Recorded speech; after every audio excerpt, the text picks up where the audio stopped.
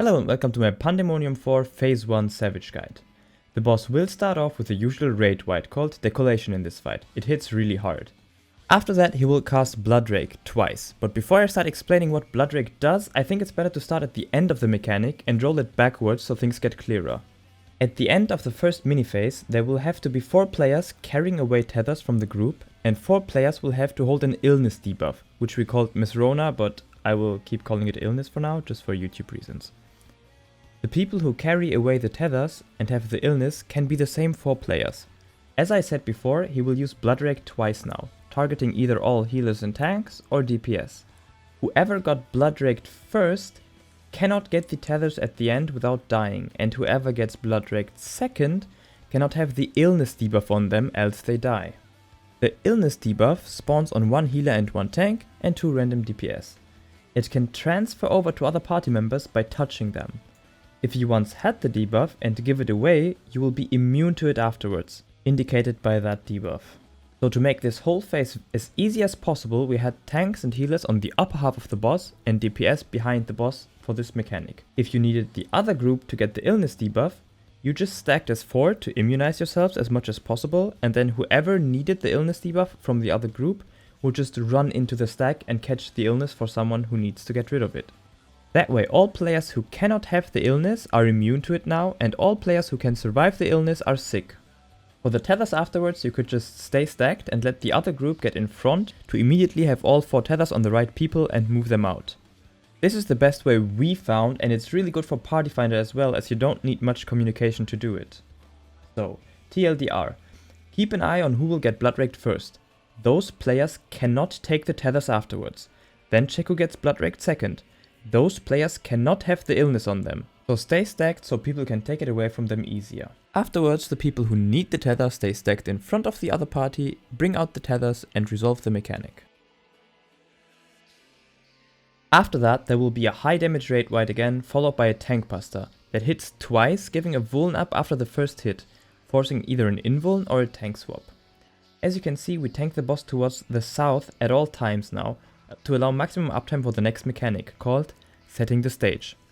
He will be quartering the stage into 4 elements: thunder, fire, water and poison. Those will act exactly like the ones in normal mode, and will go off from the center of the stage.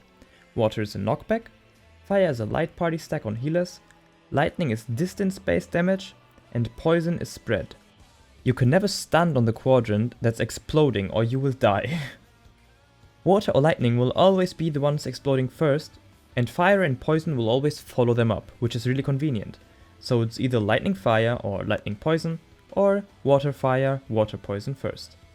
In our case right now we got water poison, so we use anti-knockback to avoid the water, and people pre-position for spread around the map, avoiding the green tile. Now the next 2 quadrants that didn't go off first will go off as he casts ... shift. Either northernly shift, easternly shift, southerly shift, westernly shift, telling you on which cardinal position he will jump. At the same time, either his sword will glow red or his cape. Cape means knockback and sword means cleaving the room, just like in normal mode. For this one now, we had to stand on the edge of the map and light party soak afterwards, as lightning and fire tile have not gone off yet. We stack on the right edge, and group 2 will stay, group 1 will move through the boss. You will have a lot of time before the stack goes off, so don't worry if it's a cape knockback instead of a sword. You will have enough time to pre-position yourselves. Another tank buster. This time our off tank took aggro to invuln it himself, and now he will cast another Bloodrake. This time tethering all players and all platforms except for 1. The one he didn't tether will be the safe spot for the next mechanic, so you have to remember that. In our case, the safe spot for the next mechanic will be lightning. The next mechanic is super straightforward once broken down, so let's do that and make everyone's life easier. He will cast Vengeful Bone, giving every tank and healer a acting DPS buff, and 2 DPS will get an acting tank, and 2 DPS will get an acting healer buff. We always have tanks in this position and healers always in this position. The 2 DPS with acting healer will go here, so healers are clockwise from them, and the DPS with acting tank will always go here, so tanks are clockwise from them. Then Orbs will spawn and you will get tethered to the closest one, which works perfect with those positions. Then you just go pop the 2 orbs clockwise from you and run to the safe tile from before, which in our case was lightning. Before, during it, and afterwards there will be a lot of damage going on, so healers make sure to have some effective cooldowns ready. Everyone baits their orb, pop the 2 orbs clockwise and stand on the safe spot. That's it. The only thing that's a little bit hard is on DPS, they will just need to adjust based on what acting as buff they got. After that there's a small tower phase, where either DPS have to stand in or tanks and healers have to stand in, depending on what the game shows you. If the game shows you a DPS symbol and an X above it, it means please DPS, for the love of God, do not stand in this or everything will explode. If there are crossed tank and healer symbols above, it means the exact same thing. So we gave melees the southern towers for positionals and tanks the upper towers so the boss does not breakdance.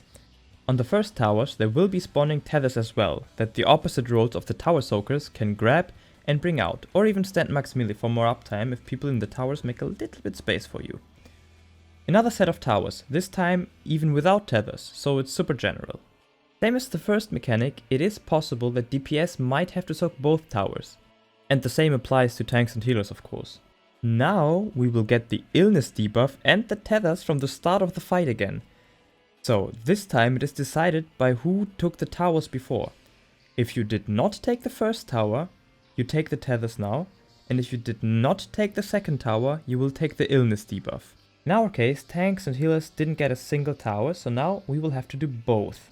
We do that in the same manner we did in the start. We will have DPS stack behind the boss for us during this, so everyone can go grab the illness if they need, and then we stack in front of the DPS taking the tethers and move out.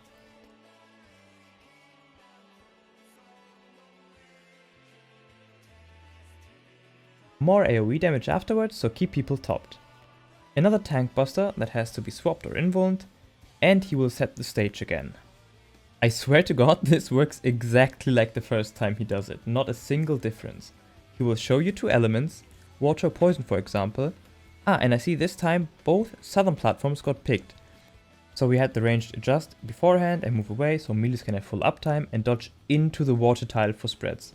If you've done it once or twice, it's really easy to do it. Now he will ... shift again in any direction, in our case it's westernly shift, and he will use cape or sword again this time, in our case cape. The remaining 2 tiles will explode now, in our case lightning and fire, so we stand on the edge of the map for lightning, move in front for the knockback, cape, and then have time to stack up for light party soaks. He will very shortly after cast his first decollation again, so heal everyone up as quickly as you can. And after that he will just keep casting decolations before he enrages. So healers keep everyone top during it, or damage the boss if everyone is already healthy, as the damage check for this was really tight in week 1. If you get him to 49.9%, you will get a transition cutscene introducing phase 2 of the fight. This will also give you a checkpoint, so you don't have to do phase 1 over and over again until the lockout ends. Thank you so much for watching and for all of your support. I hope this guide was helpful, even if only a little bit. See you next time and have fun raiding.